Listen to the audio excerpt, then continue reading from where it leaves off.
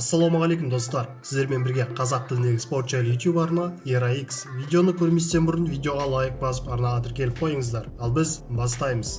Ливерпуль қаласының Эхо аренасында өткен кәсіпқой бокс кешінде Головкинге үміткер ағылшындық Каллум Смит қарсыласы ағылшындық Джон Райдерден басым түсті.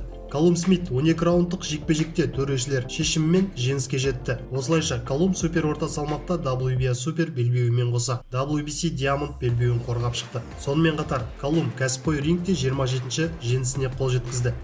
Лас-Вегаста MGM Grand аренасында өткен кәсіпқой бокс кешінде ауыр салмақтағы WBC тұжырымы бойынша әлем чемпионы американдық Деонтей Уайлдер қарсыласын кубалық Луис Ортисті қарымта жекпе-жекте 12 раундтық жекпе-жегінің 7-ші раундында нокаутқа жіберіп жеңіске жетті. Осылайша Уайлдер ауыр салмақтағы WBC белбеуін 11-ші рет қорғады. Канело Головкинмен 3-ші айқастан бас тартты.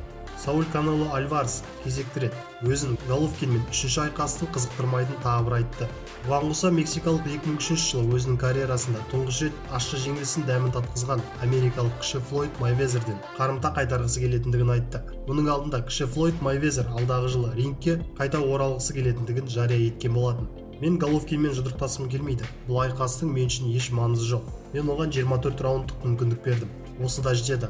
Ал Майвезер одан есе қайтаратын сәтімді елестетіп те қойдым. Бұл жеңіліс маған үлкен сабақ болды. Мен онымен тағы бір кездесуді қалаймын. Реванштың болатынына кәміл сенемін, деді Канело. Қазақстандық боксшы 33 секундтың ішінде америкалықты нокаутқа түсірді. Қазақстандық боксшы Николай Шваб өзінің кәсіби карьерасын тамаша бастады. Қазақстандық боксшы америкалық қарсыласын небәрі 33 секундтың ішінде сұлатып салды. 25 жасар қазақстандық кәсіби рингтегі алғашқы айқасын ақш-та Жаңа Орлеанда өткізді. 4 раундтық жекпе-жекте оған жергілікті боксшы Амани Сандерс қарсылас болды. Жеңіл салмақтағы жекпе-жек 4 раундқа есептелген еді. Бірақ Шваб бірінші раундтың 33 секундында қуатты соққысымен қарсыласын нокаутқа жіберді. Сіздермен бірге болған қазақ тіліндегі спорт жайлы YouTube арна ERA-X. Арнаға жазылуды ұмытпаңыздар. Күн сайын жаңа видеолар біздің арнаға шығып отырады. Ал мен сіздермен қоштаспаймын. Келесі кездескенше.